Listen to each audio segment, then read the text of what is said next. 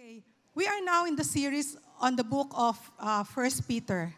And Peter wrote these letters while he was in Rome. It's addressed to the Christians in Asia Minor, Northern Asia Minor, which is Turkey today. Some of them are Jews, some of them are Gentiles, some mostly are pagans. Usually pagans before they worship idols. But because they have come to know God, and now they changed, their faith is now in God. And because of that, the Christians, the early Christians, they suffered persecution and hardship because of their newfound faith. Christians live in a society where they do not know God. They are very ignorant of God. That's why they are subject to cruel treatment. The believers are aware of Christ's suffering, his death and resurrection. They believe that he is the Messiah. Peter and the apostles also experienced the same sufferings and persecution, but encouraged the Christians, the early Christians, to endure for the sake of Christ. We rejoice that that we participate in the suffering of Christ, so we will be overjoyed when his glory is revealed. So the title of our message is When Times Are Tough, Look Up. Are you facing the same problems today? Trials, challenges, like the early Christians did? Suffering for the sake of Jesus Christ and your beliefs? Probably in your home, among your siblings, your parents, your husband or your children, and also maybe your office mates and friends. That's why we have to look up, because times are tough these days. Before we continue again, let us pray. Father, we thank you and praise you for this wonderful morning that you have brought our sisters here to listen to your word. We pray for blessings for each and every one. May your Holy Spirit be upon us so that we will understand exactly what you want us to know. Bless our time.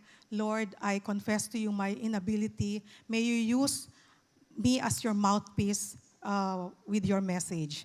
Thank you. We pray for each and every one. In Jesus' name we pray. Amen. So last week, our speaker, Cynthia Rojas, spoke on chapter 1, 1 Peter chapter 1, and the title is Look to a Living Hope. Because of sufferings, there is living hope through his resurrection, through Christ's resurrection. Today, I will talk about 1 Peter chapter 2, and the message is Look to honor God. Why? Because as you and I face present-day challenges and troubles, Christians, we should behave in a way that will always honor God. So I have 3 points on how to honor God. Grow as a new creation, make Jesus Christ your cornerstone, and live honorably among non-believers. Let's go to the first one. To honor God, we should grow as a new creation. Specifically, when we face trials and persecutions, that now that we have been born again in the family of believers and have a new life in Christ. So what does it entail to grow as a new creation? We should lay aside sins.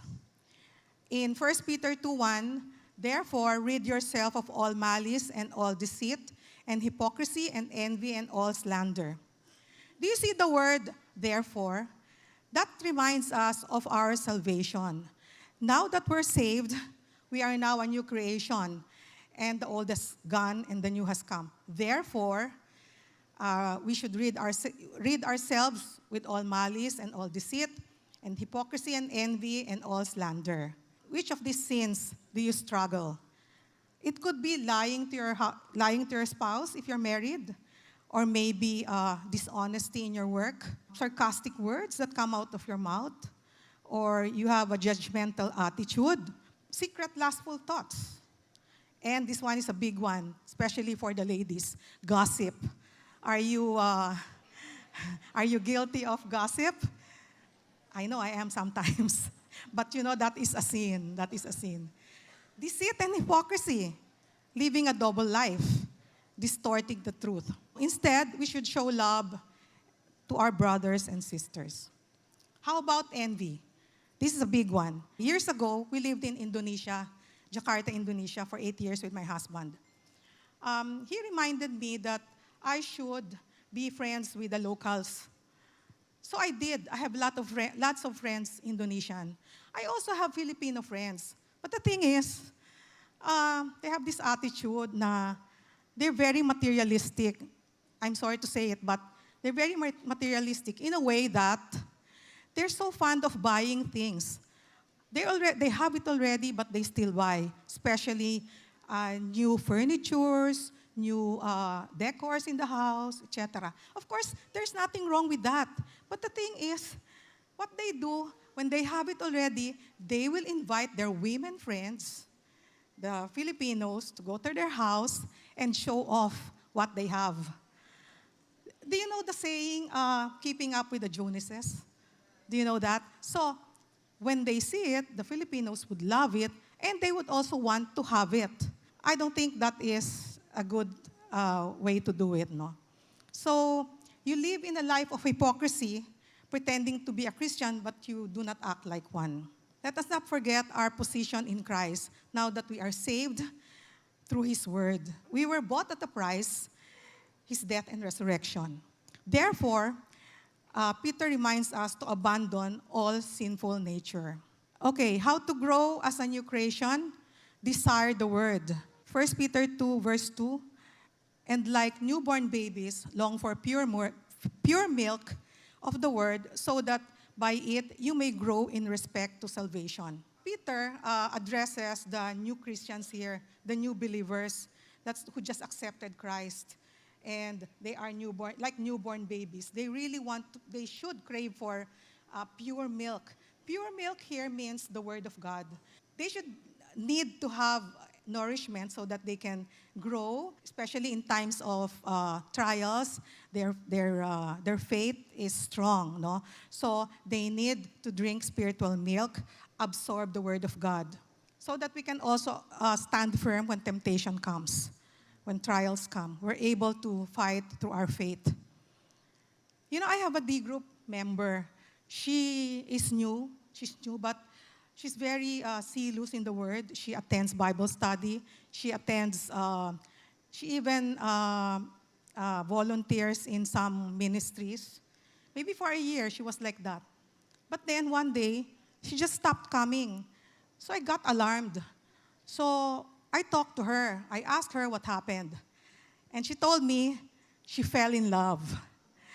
She fell in love with a non-Christian who is married. So we need to really be strong in the Word so that when temptation comes like this, we can fight it. For example, you know, it's harder to pull somebody up and share the Word than you being pulled down by your friends to sin. So really, it's important to have full nourishment by the Word of God. So what are practical steps we can take to increase our spiritual nourishment? Prayer. Never neglect prayer. Anytime, anywhere you can pray. Even while parking or walking or exercising, wherever you are, you pray. You read the Word. When you wake up in the morning, you open your Bible, you do your quiet time. You know, we were taught the acronym ACTS. A is adoration, you praise God. And then C is confess your sins so that there will be no barrier between you and God, so He can listen to your prayers. And then thanksgiving. Thank God for everything that He has done, for the joys, for the wins, for the sorrows, for the problems, most especially what He has done for us. He died on the cross for us. If not for Him, we would still be in our bad situation, and our destiny is in hell. So we should do this so that this is one way of spiritual nourishment. If you do not crave for pure milk, so there must be a problem. First of all, you might not be a believer. You might not have been born again. Or maybe you did not understand the word. Or maybe you understood the word, you became a Christian, but you sinned and you stayed there for a long time. So that is called backsliding. Also, maybe you enjoy more your friends, your non-Christian friends, because you miss them. You miss hanging out with them, drinking, smoking, gambling, which I was before, but that's different. We should always have spiritual milk so that we will be strong. Or maybe you eat too much or you drink too much. For example, drink too much junk, no? Like TV, internet, watching Netflix and all the other media platforms. Do not neglect your spiritual milk, which is the Word of God. Actually, you can do all these things, but just do not neglect the Word of God. So as you lay aside sin, as we desire the Word of God, guess what? We will experience God's goodness. Peter gave us a reference verse, which is in Psalm 34:8. Taste and see that the Lord is good. How blessed is the man who takes refuge in him. So the image of tasting here, tasting the Lord means feeding on the word. Accept the truths and put it in our hearts. We are eating the word, we are absorbing the word, absorbing the message. And our prayer should always be, we want to be hungry for more of you.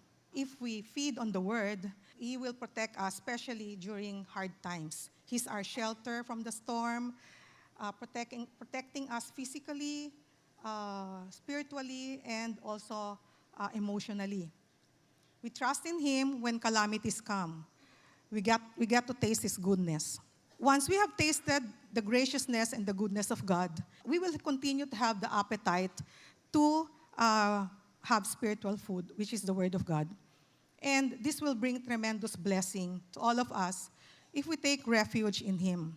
Years ago, my husband and I, we were invited to do values formation and purpose-driven life in a company somewhere in the south of Palawan. To be able to get there, you take a plane to Puerto Princesa, and from there, we took a Cessna plane. But there's another option to go to ride the van, but it will take us 6 hours to go to the destination. Of course, we didn't like that. So we took the Cessna plane. Okay, here's the situation. The Cessna plane is 25 years old, and it's not even digital. We were with, of course, the pilot, the engineer, me and my husband, and another friend who will help in conducting the seminar. There was a typhoon in Bicol, but there's no typhoon in Puerto Princesa, in Palawan. But of course, there's gusty wind. 10 minutes in the flight, we were going towards the sea. At first, we can still see the shoreline, but because of the wind and hard rain, there's really rain, and the clouds, it's really black. I'm not joking. You can't see anything anymore when you turn around. It's all black, and rain, hard rain, and the wind. So we were going away and away until we can't see anymore the shoreline. So we were already in the ocean. Because of the wind, the Cessna plane was going down and down and down. And then the pilot and the engineer, they were arguing, oh, we have to go here, we have to go here, we have to come back and all that, north, south, east, west, because they're just looking at a map that is very, very old. So how would you feel? Of course, I was so scared. And then I just closed my eyes, I prayed, but I held on to my husband, and my husband said, oh, you're perspiring too much. But you know what? I was feeling so cold at the time. So I closed my eyes and I prayed. And this is what the Lord gave me. In Isaiah 41:10, do not fear, for I am with you. Do not fear, for I am your God. I will strengthen you. I will help you. I will uphold you with my right hand. And another verse, which is my favorite, Isaiah 43:1-3. Do not fear, for I have redeemed you. I have called you by my name. You are mine. When you pass through the waters, I will be with you. And through the rivers, they will not overflow you. When you walk through the fire, you will not be scorched, or will the flame burn you. For I am the Lord your God, the Holy One of Israel, your Savior. So after that, in another 20 minutes, my husband looked at his compass and saw that we're going towards Puerto Princesa, the airport. So the Lord saved us. We were not harmed, and we did not die. We went back to the airport. That was the longest 45 minutes of my life. And so when we were there in the airport, we got a van and brought us to the destination. It took us 6 to 7 hours, and we arrived in the place at around 12 midnight. So what I'm saying is, I have tasted and seen the goodness of the Lord, and I am forever grateful. Amen. So what's our title again? Look to honor God. So how do we look to honor God in times of trials and sufferings? Make Jesus your cornerstone. Christ is the chosen cornerstone. In 1 Peter 2:4, and coming to him as a living stone, which has been rejected by people, but is choice and precious in the sight of God. So Jesus is the living cornerstone of God's temple. The Jews rejected him, but he was chosen by God. So who were the unbelievers who rejected him? Aside from the Jewish nation, aside from the Jews, those people who don't believe in him and who kept on sinning at this point, these are the people who rejected him. The builders are Israel's leaders, including the chief priests and the Pharisees. The rejection actually is good because the rejection of the unbelieving Jews became the occasion where a large multitude of Gentiles being reconciled to God and at peace. So a lot of Gentiles came to Christ, and because of that also the Jews came to Christ because they were jealous. And that is actually what part of God's plan, so that the Jews can also come to him as their Savior. That's in Romans 11:11-21. In 1 Peter 2:7b, a stone which the builders rejected, this became the chief cornerstone. So he's the chief cornerstone, and in the book of Isaiah, the Messiah is referred to the chief cornerstone, a precious cornerstone for sure foundation. He promised to send the cornerstone, his precious son, who will provide the firm foundation for their lives if they trust in him. So in Isaiah 28:16, therefore, this is what the Lord said, behold, I'm laying a stone in Zion, a tested stone, a precious cornerstone for the foundation, firmly placed. The one who believes in him will never be disturbed. So he is our salvation, and God holds the entire plan of redemption. You know the word litos, that's in Greek. It is the stone that they use to build the building, no? It's not just as a regular stone, but during the ancient times, they evaluate these stones, and some of them were rejected, and some of them were used for special project that will form part of the building. Builders have used cornerstones in their construction projects. Even today, when there are builders who make buildings, they use cornerstone for the foundation. A cornerstone was the principal stone placed upon a building's foundation in a corner of a structure. It is the largest, most solid construction that would set the symmetry of the whole building. In Tagalog, it's called halige. Are you familiar with halige? So that is what the cornerstone is. So believers as living stones, you also as living stones are being built up as a spiritual house for a holy priesthood to offer spiritual sacrifices acceptable to God through Jesus Christ.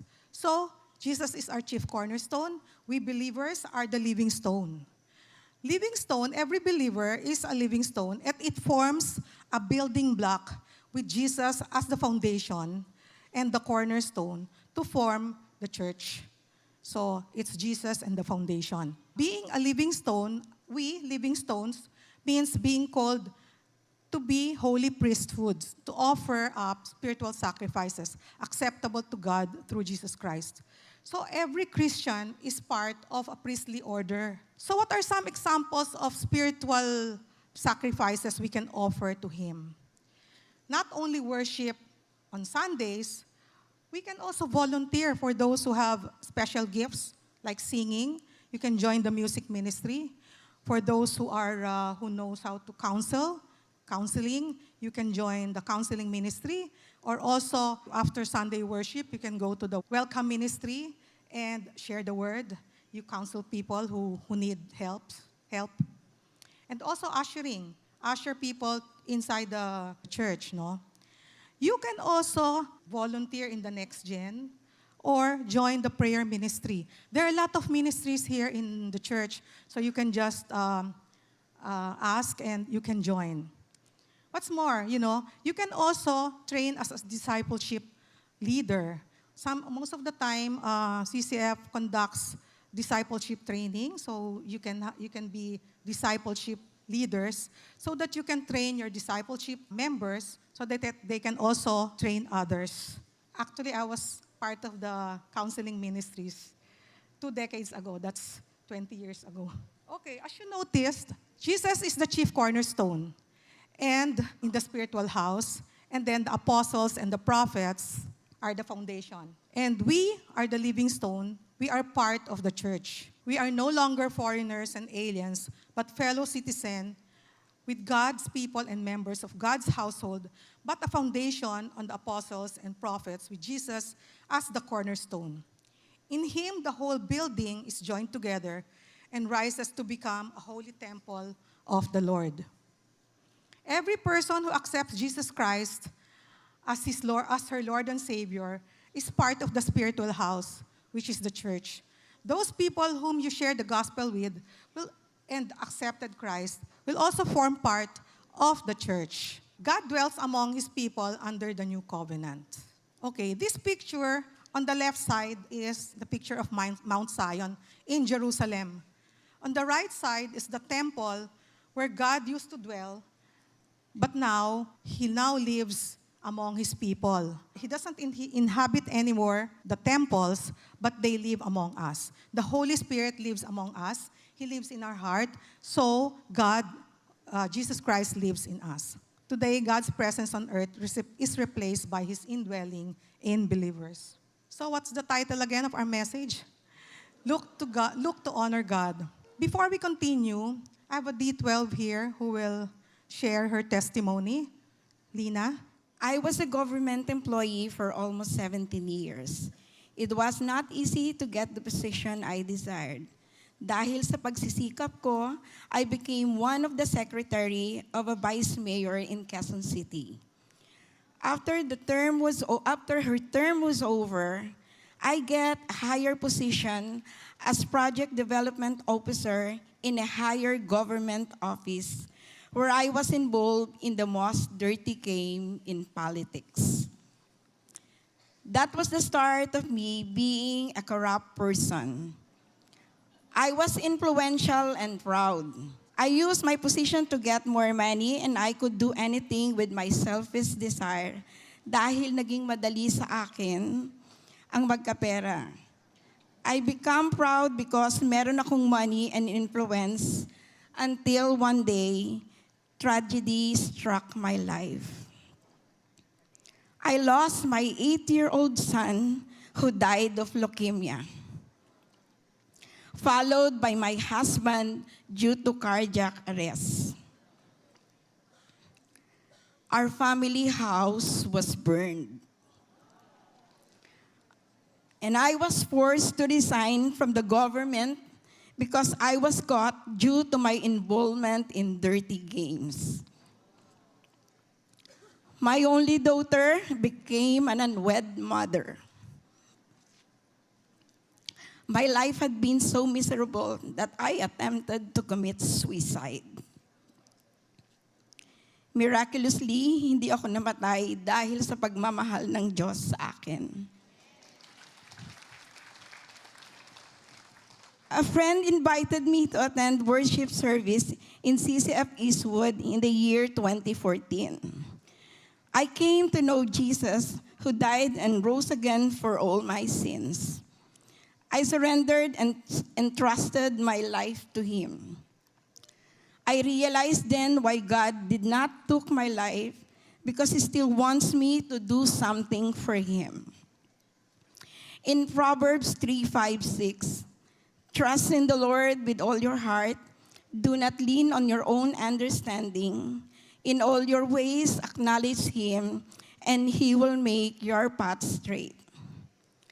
I met Pastor Jess Lantin and his wife, Jerry, and they endorsed me to Rolly Sabado, who was leading the We Care ministry for the barangays at the time. God revealed to me my purpose, to experience His great love for me and to share His unconditional love to others na makakilala at madama ang Kanyang pagmamahal, using me as a channel to bless others. I was entrusted to handle a discipleship group among the women in We Care and other women in CCF Eastwood. It's been 10 faithful years that I've been taking care of my We Care in CCF Eastwood. I belong to the D12 group of Cherry Lantin, meeting every other Thursday. I am blessed every time I attend this Women to Women here in CCF Maine every Thursday and once a month in CCF Eastwood. I'm still a work in progress. I need God to create in me a clean heart and renew right spirit moment by moment, and until I see God in heaven. I'm Lina Valdez. To God be the glory. Praise God. So we continue. So how do we honor God? The points. The first point was grow as a new creation. And then the second one was make Jesus Christ your cornerstone. And the third one, live honorably among non-believers. I want to ask you a question. Do people see Christ in you? How you talk, how you walk, how you live your life? Do you live worthy of His calling? A life that exhibits godly character? Sure, Sure kayo. Has moral courage and integrity.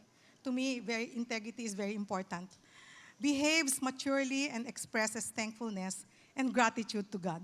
You know, in one of my quiet times, I learned two simple words, very important words, and that is thank you. Instead of taking people for granted, especially what God has done for us, perhaps, and what other people has done for you, we humble ourselves and honor God by saying thank you. So right now, can you thank God for what He has done, and also for your neighbor who is with you right now? Okay, in Matthew 5:16, let your light shine before men in such a way that they may see your good works and glorify your Father who is in heaven. So how do we live honorably among non-believers? Abstain from sinful desires. Beloved, I urge you, as foreigners and strangers, to abstain from fleshly lust, which wage war against your soul. That's in 1 Peter 2:11. So why did Peter mention foreigners and strangers? Because the earth is not our permanent residence. Our permanent residence is in heaven. So we're just temporary here. We're just sojourners here on earth. But in the meantime, the command to us is to abstain from fleshly lust. So what are some of the most frequently spiritual attacks that we receive? Desires of the flesh. For example, sexual immorality, adultery, impurity, sensuality, idolatry. So now, how do you kill the sin at the level of desire? Okay, one day, you're alone, you're in your room, alone, idle, and you don't want to sleep, and then you have your computer, you tinker with your computer. So what's next, diba? So you kill the the desire, kill the sin at the level of desire. Do you think women like us are exempt from being tempted like this? No, we're not. Temptation is always lurking around. It's just there. So, when it comes, what do? Flee. Takbo. Takbo na, no? Okay, here are some ways to kill the desire to sin. Abstain from fleshly lust. Stop lust immediately. Because sometimes, it just comes. Or sometimes you're looking for it eh. Diba? So fix your heart on Christ and ask God to give you the desire for holiness. Meditate on God's word. Fill your mind on things above. That's in Colossians 3:3. That's why we're also encouraged to memorize verses so that in times of temptation or when the need arises, you can just utter your verses. And then sing praises to God. This is what I do. You know, when temptation comes, any kind of temptation, I sing praises. And you know, the devil will flee. Sure yun. Ayaw nila they don't like singing Christians. They don't like that. And be constant in prayer. Always, always pray. You know, in the book of James, we learn the effects of our sinful desires on others. That's in James 4:1-2. You lust and you do not have it, so you murder. You are envious and you cannot have it, so you fight and quarrel. What do you notice with sin? Sin always gives birth to sin. It's never alone. Like in this case, you lust, you don't have it, you kill, you murder. You are envious, you cannot obtain, so you fight and quarrel. Let's look at the sin of David. It starts with idleness. There was war, but he didn't go to war. He was in the palace roaming around. And then he went to the roof and he saw Bathsheba. She's a very beautiful lady and he was bathing. So he was attracted and he asked his servant to get Bathsheba and stay with him. So that is covetousness. And then Bathsheba is married to Uriah. And then he slept with him. So that is adultery. And then Bathsheba conceived. So what happened? David deceived Uriah by giving a letter to Joab, to give that letter to Joab. And in that letter, it says that you put Uriah in the front line so that when the war breaks, he will be killed. And that's exactly what happened. So that's murder. He murdered Uriah. And that's all because of lust of the flesh. So see, sin always gives birth to sin. It's never alone. And number 2, living honorably among non-believers. Keep your behavior excellent among the Gentiles, so that in the thing in which they slander you as evildoers, they may, because of your good deeds, as they observe them, glorify God in the day of visitation. So who are the Gentiles, may I ask? We are the Gentiles. And our testimony is very important, the way we conduct ourselves. It's very crucial, especially to non-believers. And also to believers, we can cause them to stumble. Have you encountered people saying, Kristiyano ba siya? Why is he like that? He's lying. He's coveting my neighbor's husband. He's stealing. You know, he's stealing little things like paper clip, ball pens, or pad, and bring home to be used by their children. So that's bad, you know. That is a question of integrity. Integrity is very important. So be careful the way we live so that our unbelieving neighbors will not stumble and see our honorable behavior. Guard your behaviors to keep a good testimony to our neighbors. 5 years ago, before the pandemic, we attended a wedding in Boracay. My husband officiated the wedding. The groom was his D12 and the bride was my D12. So they make us ninong and ninangs. Okay, so after the wedding, after the dinner, we left already. You know, seniors, you have to, tulog na, di ba? So the young people, they stay behind and continue their merriment.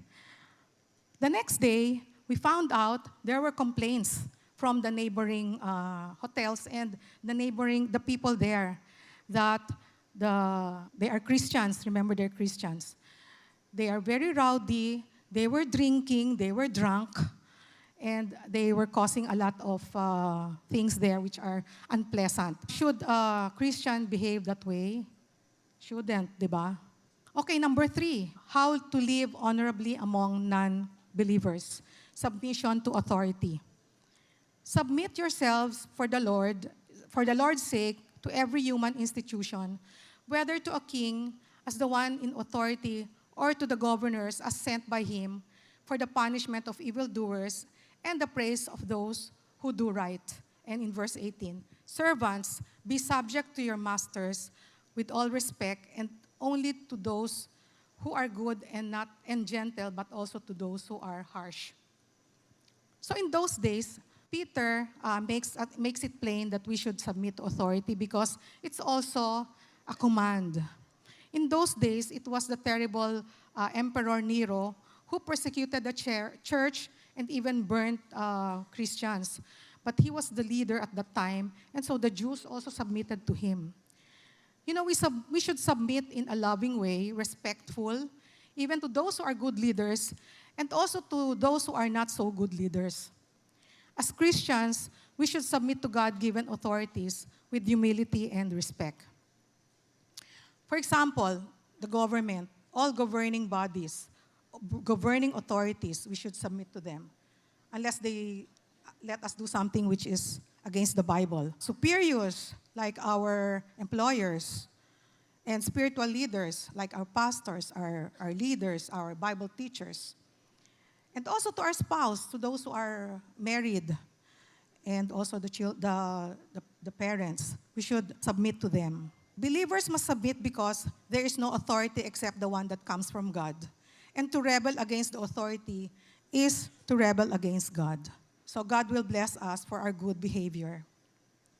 So now, we should honor God by proclaiming God's praises. And in Greek, it's called angelo. Angelo.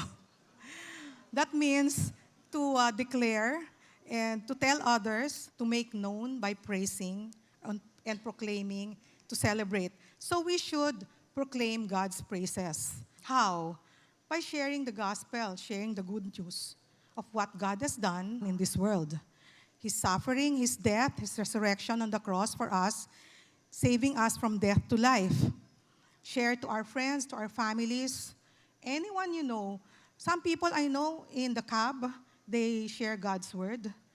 And even to those they do not know in the mall, wherever. So you proclaim ex angelio through praise and worship. We are also to teach and preach the word. For example, the pastors, the Bible teachers, the D group leaders. By the way, if those who are not yet D group members here, are there people who are not D group members here? Maybe you should sign up and join a D group. You will be blessed. We study the word together. We are to teach our downlines, and then the downlines would teach their members, and so on, until our next generation Christians. We can also serve in various ministries pala in the church. God has given us special gifts like singing, or you volunteer in the music ministry. Ushering, you volunteer in the welcome ministry. Those who are also counseling, so that you can share God's word. Praying is a form of worship as long as it comes from the heart. And also the counseling ministry. If you can join the counseling ministry here also. So we proclaim through songs of praise and worship. We proclaim God. And offer encouragement also to those who need it. Listen to their concerns, if they have problems, and then share God's love. Reflect Christ through our daily life and work. Be kind, be hospitable to others, and then share God's love. Share the gospel. So another way to look to honor God is because Jesus Christ is our example, so live like Jesus. Jesus patiently endured His suffering for us. He committed no sin, no defect, while being while being insulted, but he did not retaliate. In verse 224, he himself bore our sins in his body up to the cross so that we might die to sin and live for righteousness. By his wounds we are healed. We were healed. He's an example to follow on how to honor God in times when we experience trials and challenges in our lives. If he did not die for our sins, then we'll still be lost, we'll still be in sin, and our destination is in hell. So he did this to pay the penalty of our sins. Therefore, we thank God and honor God for his ultimate sacrifice. How do we look to honor God? Believers must guard our behavior so that we keep our pure testimony. No believer is exempt from the power and lure of sin. All of us are tempted. So let us be obedient to God and his word. Be kind, live with honesty and integrity, be patient with others, and make peace. Give your time, talent, and treasures for his glory. Let us follow his lead and serve one another. Let us live honorably so that we can win over the unbelievers on God's side. We must reflect him and show evidence of his hand in our lives. Let us pray. Father, we thank you for the time that you have spent with us. Thank you, Lord, that you have allowed us to look, to honor you, Lord God. And thank you for the wonderful ladies here, wanted to know more, love and serve you, Lord God, and know more. We pray for blessing throughout the day. And thank you for everything, and thank you for those who are involved in Women to Women. Bless us all. In Jesus' name we pray. Amen.